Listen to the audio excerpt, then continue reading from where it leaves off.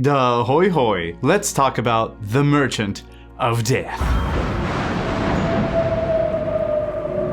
You see, when Alfred Nobel's brother Ludwig passed away, the obituaries in France started printing newspapers with Alfred's name by mistake. The Merchant of Death is dead, the obituaries read. Alfred, the one who everyone thought was dead, was actually alive and well, but he did indeed invent dynamite and was a little bit reviled for it due to all that death and destruction he helped cause. At that point, Alfred, the living brother, realized he didn't want to be remembered as the Merchant of Death. This experience with the newspaper scared him so much that he dedicated his life to creating the Nobel Prize and being remembered for something greater than just violence. And speaking of scaring people, sometimes us sound designers need to scare our audience too. In horror or other similar genres, our job as sound designers becomes front and center to the experience, right alongside those spooky visuals. So let's get into the depths of horror sound design, why it can be so scary, and how to start making our own. So here's what we're going to be covering today. Part 1, horror sound design through the ages.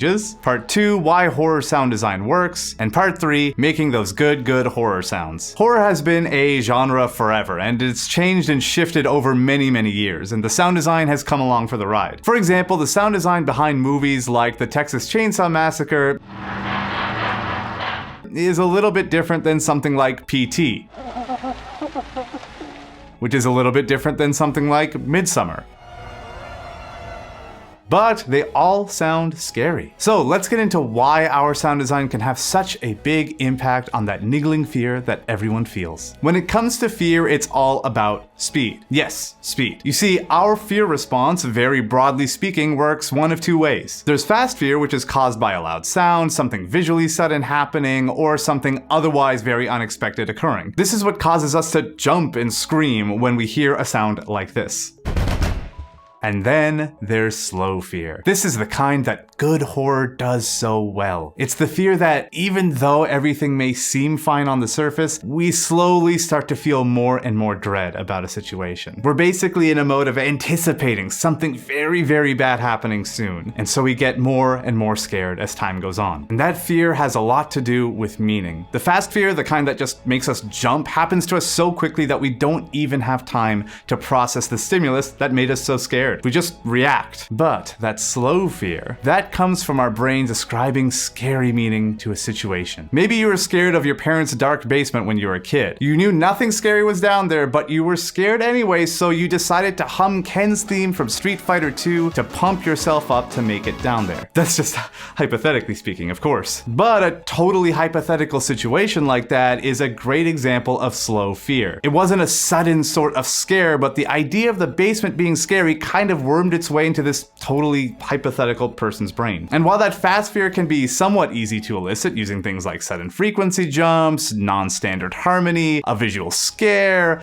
jump scare, noise, or any other elements designed to quickly scare somebody, that slow fear, that's where things get real interesting. That's when we as sound designers need to force our audience's brain to give scary meaning to whatever it is they're experiencing. So, how do we do that? Well, the elements I just mentioned, like frequency jumps, non-standard harmonies, noise or other chaotic elements, or any other sound that doesn't belong, especially if it's a voice, are really great. But to add to some of that slow fear, we want to add some base layer sounds that our listener can hook onto and can add to the ambiance of fear. So let's make a slow fear sound and dissect all of these elements with a horror ambience. In this case, I'll be using a clip from the remake of Resident Evil 2. So we're going to be using things like one-shots, base layer ambiances, and odd elements that may not seem realistic but could work really well to support the emotion of the scene. Now the trick is to prevent our horror sound from just becoming chaos. To do that, we need to make sure there's something for our ears to hook onto. This is kind of like a melody in a song. There should still be some core spooky element for the listener to hear. In this case, it's just going to be our bass ambience. And if we start to layer in some one-shots on top of our bass layer ambience, that's when things start to get interesting. A one-shot, by the way, is a sound that will just play once or sporadically here and there throughout our ambience or throughout a soundscape, as opposed to an ambience which will likely take up a much longer space. Basically, we want to avoid slapping a bunch of stuff together and calling it good. We want to give people just enough to hook onto and listen to feel that dread and no more, unless we're intentionally going for some crazy soundscape.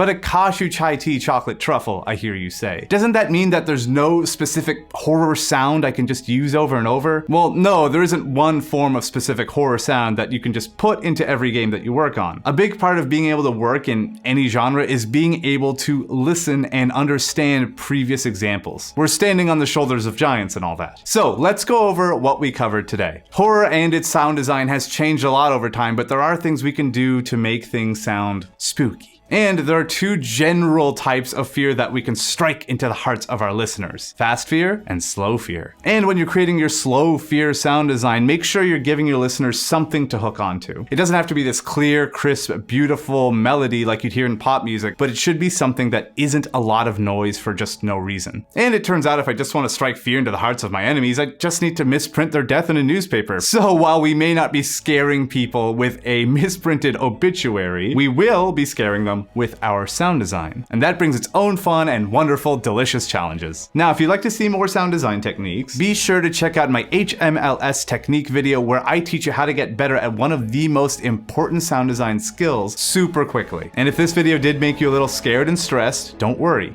We can just go, relax, and pet a dog.